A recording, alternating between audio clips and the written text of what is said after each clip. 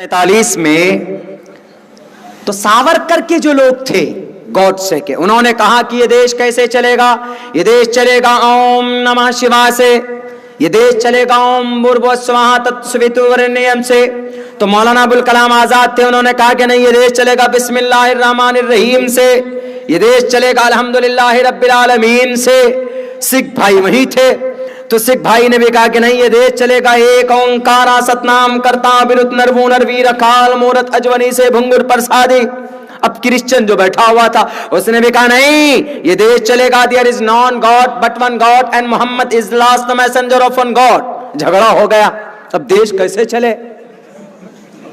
उधर ओम नमः शिवाय वाले आ गए, उधर बिस्मिल्लाह वाले आ गए, उधर चर्च वाले आ गए, उधर गुरुद्वारे वाले आ गए। अब चले तो कैसे चले?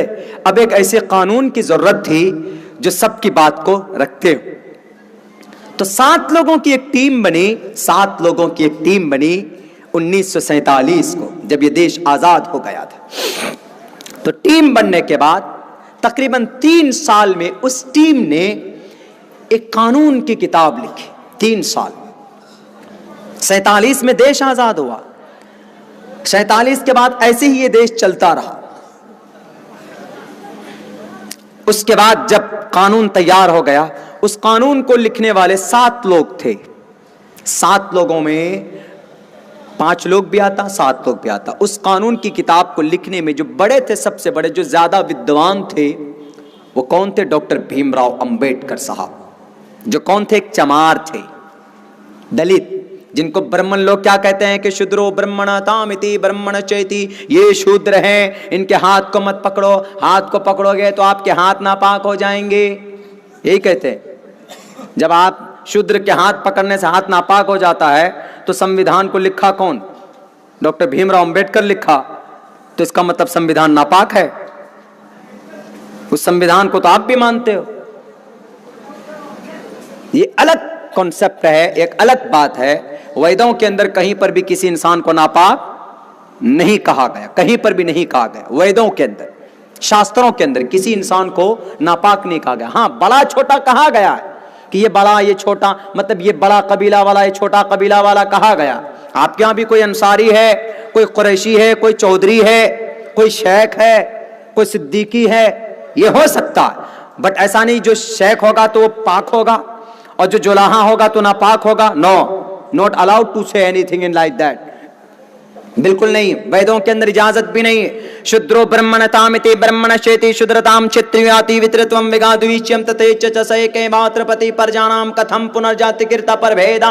ए दुनिया के इंसानों, जब इस पूरे संसार का, इस जगत का गुरु एक, परमात्मा एक, तो इंसानों को भी उसी एक ईश्वर ने पैदा किया। उसने इंसान को 2 तरह पैदा नहीं किया, बल्कि सारे इंसान को बराबर पैदा किया है, यानी सबको पवित्र पैदा किया, अपवित्र नहीं पैदा किया।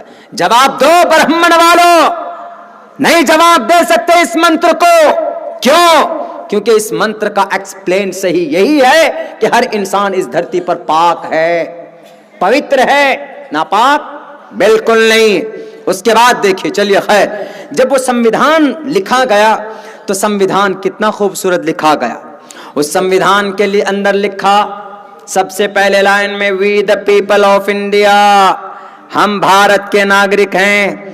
अब मौलाना अबुल कलाम आजाद भी और वीर सावरकर भी, गॉडसे के जो मानने वाले थे, गॉडसे के मानने वाले भी, और क्रिश्चियन के मानने वाले भी, और सिखों के मानने वाले भी, जैनी के मानने वाले भी, सबने सोचा यार ऐसा लफ्ज आ गया जो सबको बराबर सराबर ले लिया है। वी द पीपल, हम में सब आ गया। सावरकर भी आ गए, मौलाना भी आ गए, गांधी जी भी आ गए, सब आ गए। We the people of India, हम सब इस देश के नागरिक हैं। 26 जनवरी हम लोग मनाते हैं, क्यों? उस दिन इस देश का कानून नाफिज किया गया, संविधान बना, और इस संविधान ने सबको बराबरी का हक दिया है, सबको। ऐसा नहीं कि आपके इस बस्ती का आदमी होगा तो इसको, चलो ये बंगाल का आदमी है तो ये बंगाली, वो बिहार का है तो बिहारी, वो झारखंड का है तो झारखंडी। ऐसा नहीं, हर आदमी बराबर है संविधान में। We the people of India, सब बराबर। जब सब बराबर है, कोई कानून अगर आएगा तो सबके लिए बराबर आएगा कि नहीं आएगा? सबके लिए बराबर आएगा। लेकिन CAA के अंदर सबको बराबरी का दर्जा नहीं दिया गया। CAA के अंदर खुसूसन जो कलिमा पढ़ने वाले हैं इनके नाम का तज़किरा बिल्कुल नहीं। इंडिया, पाकिस्तान, बांग्लादेश, बांग्लादेश, अफगानिस्तान, पाकिस्तान, इन तीनों देशों से प्रताड़ित यानी मजलूम हिंदू भाई आएंगे, नागरिकता दी जाएगी। अच्छी बात है, दीजिए आप, हम मना नहीं कर रहे हैं, लेकिन उनके आने से पहले उनको रखिएगा कहां पर? 3 करोड़ लोग अगर आएंगे वहां से तो कहां रखिएगा? उनको नौकरी कहां से दीजिएगा? पहले ये भी तो इंतजाम कीजिए। चलिए अच्छा ठीक है, हम तो ये कहते हैं कि पूरी दुनिया में जहां पर भी हमारे हिंदू भाई हैं, जुल्म हो रहा है, उनको लाया जाए। तीनों देशों से क्यों? पूरी दुनिया से, जहां जहां पर भी हो रहा। इन तीनों देशों से आने का एक बहाना है, बहाना। चलिए इन तीनों देशों से हिंदू भाई आएंगे तो क्या बनकर आएंगे? वो घुसपैठी बनकर आएंगे। जो आएंगे तो जाहिर सी बात, घुसपैठी उसको बोलते जिसके पास कोई प्रूफ ना हो। हिंदू भाई इन तीनों देशों से आएंगे तो घुसपैठ होंगे। जब घुसपैठ होंगे तब उनको नागरिकता दी जाएगी। अगर मुसलमान कोई आ जाए इन तीनों देशों से तो उनको घुसपैठ होंगे, उनको नागरिकता नहीं मिलेगी। क्यों? उनका प्रावधान है ही नहीं इस एक्ट के अंदर। CAA, सिटीजन अमेंडमेंट एक्ट के अंदर मुसलमानों का नाम नहीं। अगर कोई कहे कि भाई ये तो इन तीनों देशों से आने वाले मुसलमान को नहीं मिलेगा नागरिकता, हिंदुओं को मिल जाएगा, तो लेकिन हम मुसलमान जो इस देश में हैं तो हमारा तो कोई जिक्र ही नहीं, हमको तो डरने की कोई बात ही नहीं। डरने की बात तो नहीं है, लेकिन कब है अब बताते हैं। जब NRC लागू होगी, CAA को अलग रखे, लेकिन जब NRC लागू होगी, NRC, तो NRC लागू होने के बाद हिंदू भी छटेगा, मुसलमान भी छटेंगे। जो हिंदू छटेंगे तो वो क्या होंगे? घुसपैठ। जैसे इन तीनों देशों से हिंदू आएंगे तो घुसपैठ, तब नागरिकता दी जाएगी। NRC में जिनका नाम यहां छटेगा तो वो भी घुसपैठ। लेकिन उनको चिंता नहीं होगी। क्यों? क्योंकि जिनका नाम छटेगा NRC में उन्हीं को नागरिकता देने के लिए, उनको नागरिकता देने के लिए CAA है, उनको मिल जाएगा। CAA से रह जाएंगे मुसलमान जिनका नाम छटेगा। अब वो कहां जाएंगे? वो भी कहेंगे कि हमको CAA के तहत नागरिकता दीजिए। वो कहेंगे कि भाई इस CAA के अंदर मुसलमानों का जिक्र नहीं है, तुमको तो नागरिकता मिलेगी नहीं, इसलिए कि CAA में मुसलमानों का नाम ही नहीं है। यह कानून बना हिंदू के लिए, हिंदू को नागरिकता दी जाएगी। मेरे भाइयों, फिर क्या होगा? आप या तो डिटेंशन कैंप में जाएंगे, या तो फिर आपको नागरिकता साबित करने में कई 100 साल लग जाएंगे, या तो फिर दूसरे नंबर पर आपको क्या कहा जाएगा? अपना नाम बदल लो, कलमे के बजाय कम्म ब्रह्म द्वितीयो नास्ते नहना नास्ते पढ़ लो, ओम नमो भगवते वासुदेवाय विश्वेश्वरा पढ़ लो, गणेश जी को अपना परमात्मा मान लो, सर पे टोपी की जगह यहां माथे पे तिलक लगा लो, नमाज के निशान की जगह यहां पर 3 तस्वीरें और 3 लकीर खींच लो। ये कहां जाएगा? आप डिटेंशन कैंप में जाने से बचने के लिए कई लाख मुसलमान एक झटके में अपना नाम बदलकर हिंदू धर्म के अंदर परिवर्तन हो जाएंगे। ये असल मकसद। अच्छा, CAA का ये मकसद है, तो क्या ये CAA संविधान के नजर में इसका कोई वजूद, कोई संविधान के तौर पर बना है कि संविधान के मुखालफत में बना? मेरे भाइयों, मैं तकरीर नहीं कर रहा हूं, मैं आपको एक चीज यही समझा रहा हूं कि संविधान में क्या लिखा। हम लोगों में से यहां पर जितने भी लोग बैठे हैं, मेरे ख्याल से बहुत कम लोग होंगे जो संविधान को जानते हो। अब आइए संविधान क्या कहता है। संविधान का आर्टिकल, हिंदुस्तान के संविधान का दफा नंबर 14 साफ तौर पर लिखा हुआ इक्वलिटी बिफोर लॉ, सारे लोग इस देश के अंदर बराबर हैं। The state shall not deny to any person equality before law or the equal protection of the laws within the territory of India.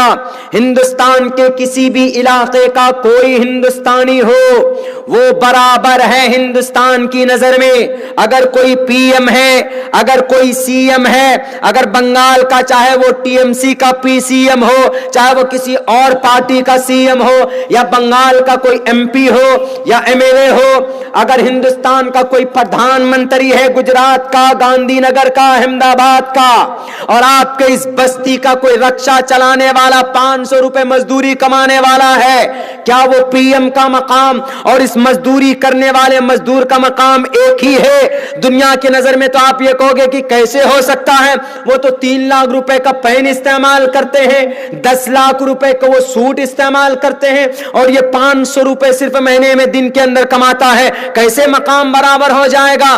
दुनिया के नजर के अंदर तो बराबर नहीं हो सकता, लेकिन हिंदुस्तान का संविधान के नजर में जो मकाम पीएम साहब का है, वही मकाम इस मजदूरी करने वाले मजदूर का है। कौन बताता? हिंदुस्तान का संविधान बताता है। इक्वलिटी बिफोर लॉ, सब बराबर।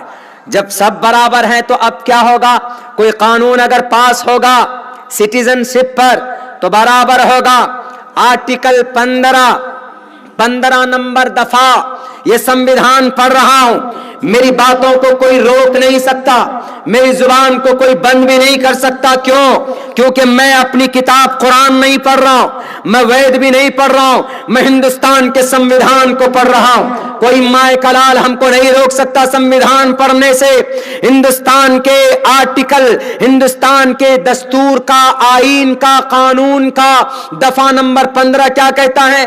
प्रोहिबिशन ऑफ डिस्क्रिमिनेशन, नाजायज है, हराम है, ऑन ग्राउंड्स ऑफ रिलीजन, धर्म के नाम पर लोगों को बांटना, लोगों को अलग करना। किसी डबल ए लाओ, क्रिश्चियन, जैन, बौद्ध, हिंदू का नाम होगा, मुस्लिम का नाम नहीं होगा, तो हिंदुस्तान के संविधान के नजर में CAA गैर कानूनी है। हिंदुस्तान के संविधान के नजर में CAA एक जुर्म है, CAA एक गैर कानूनी है, असंविधानिक है। क्यों? आर्टिकल 15 कहता, अगर मालूम ना हो पीएम साहब, होम मिनिस्टर साहब, तो मैं आपको बता देता हूं, हिंदुस्तान के आर्टिकल का आर्टिकल नंबर 15 कहता, prohibition of discrimination on grounds of religion, place of birth, caste, मजहब, नस्ल, पैदाइश, इलाके, अगर इन वजह से अगर कोई हिंदुस्तान के अंदर बांटता है लोगों को तो वो जुर्म है, प्रोहिबिशन, नाजायज है, हराम है, उसकी इजाजत और उसकी गुंजाइश नहीं है, इसकी कहीं पर भी कोई वजूद नहीं। आज जो हम मैदानों में हैं, आज जो हम सड़कों में हैं, क्यों है? हिंदुस्तान के संविधान को बचाने के लिए है। आज जो हमारी शाहीन बाग है दिल्ली के अंदर, शाहीन बाग, आपके कलकत्ता में 5-5 जगहों के ऊपर शाहीन बाग बना हुआ, आपके पूरे देश के अंदर 125 शहरों के अंदर शाहीन बाग बना हुआ।